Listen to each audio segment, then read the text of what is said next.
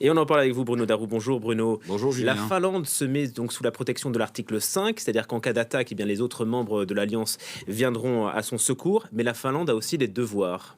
Alors, elle a des devoirs, elle a le devoir aussi de se porter Oui. au secours d'un autre État qui est attaqué. C'est un principe de réciprocité, mais effectivement, elle rejoint cette très grande alliance militaire qui a donc été créée en 1949 à l'instigation des États-Unis. À l'époque, on était dans un contexte de guerre froide. Et surtout, la Finlande, pendant toute cette période, a été sur un registre de prudente neutralité avec le voisin russe. La Finlande y avait laissé des plumes pendant la Deuxième Guerre mondiale, puisqu'elle avait été envahie par l'URSS, elle avait perdu 1/10 de son territoire. Donc depuis, mais c'est peut-être aujourd'hui quelque chose qui va être un atout, elle a appris à négocier quasi quotidiennement en fait avec le grand voisin russe justement. Donc elle a quand même des liens qui, en cas de tension, pourraient être utiles. Alors, qu'est-ce que la Finlande apporte à l'OTAN? C'est d'abord un très grand territoire. Et puis, surtout, ça fait que désormais, il y aura 1300 kilomètres de frontières communes de plus entre l'OTAN et la Russie. Ça, on va y revenir. Mais surtout, la Finlande, eh bien, elle a beaucoup d'expertise en matière de renseignement, en matière de surveillance. Elle a quand même une armée de près de 300 000 réservistes. Elle a une flotte de 60 avions de chasse américains. Bref, elle apporte quand même des moyens militaires. Et ça va renforcer, si vous voulez, les capacités de l'OTAN. Et bien sûr, à l'inverse, c'est donc un échec retentissant pour Poutine. Et oui, si on regarde la carte que vous voyez derrière moi, c'est 1340 kilomètres très exactement de frontières communes entre la Finlande et la Russie. Ça fait que pour Moscou, ce n'est pas une bonne nouvelle, parce qu'il faut se rappeler que un des motifs principaux invoqués par Vladimir Poutine pour envahir l'Ukraine en février 2022, c'était que l'OTAN ne cessait de vouloir enserrer la Russie dans un étau mortifère, et qu'il craignait qu'en fait que l'Ukraine ne rejoigne l'OTAN.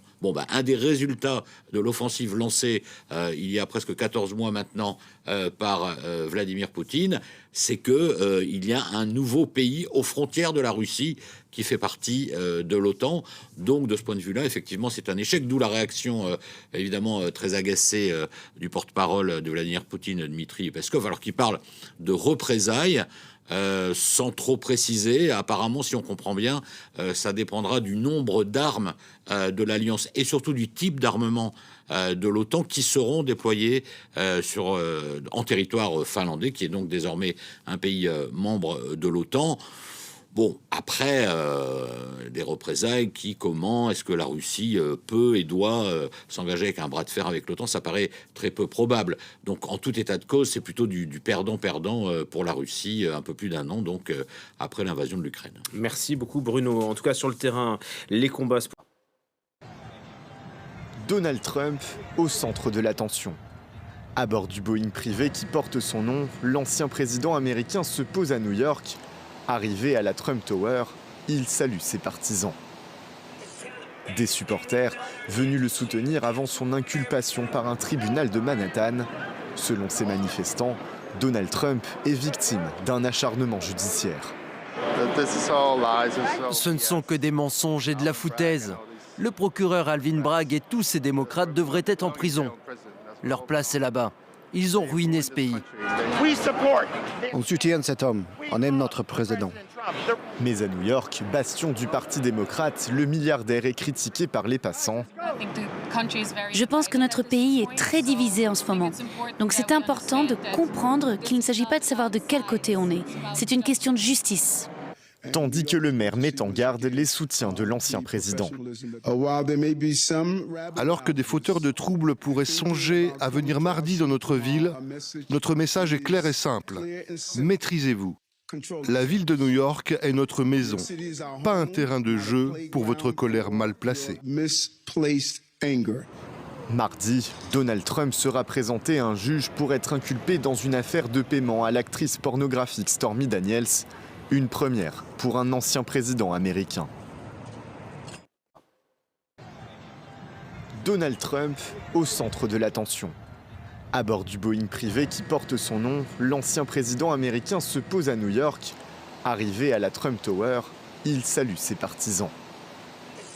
Des supporters venus le soutenir avant son inculpation par un tribunal de Manhattan. Selon ces manifestants, Donald Trump est victime d'un acharnement judiciaire. Ce ne sont que des mensonges et de la foutaise. Le procureur Alvin Bragg et tous ces démocrates devraient être en prison. Leur place est là-bas. Ils ont ruiné ce pays. On soutient cet homme. On aime notre président. Mais à New York, bastion du Parti démocrate, le milliardaire est critiqué par les passants. Je pense que notre pays est très divisé en ce moment. Donc c'est important de comprendre qu'il ne s'agit pas de savoir de quel côté on est. C'est une question de justice. Tandis que le maire met en garde les soutiens de l'ancien président. Alors que des fauteurs de troubles pourraient songer à venir mardi dans notre ville, notre message est clair et simple. Maîtrisez-vous. La ville de New York est notre maison, pas un terrain de jeu pour votre colère mal placée.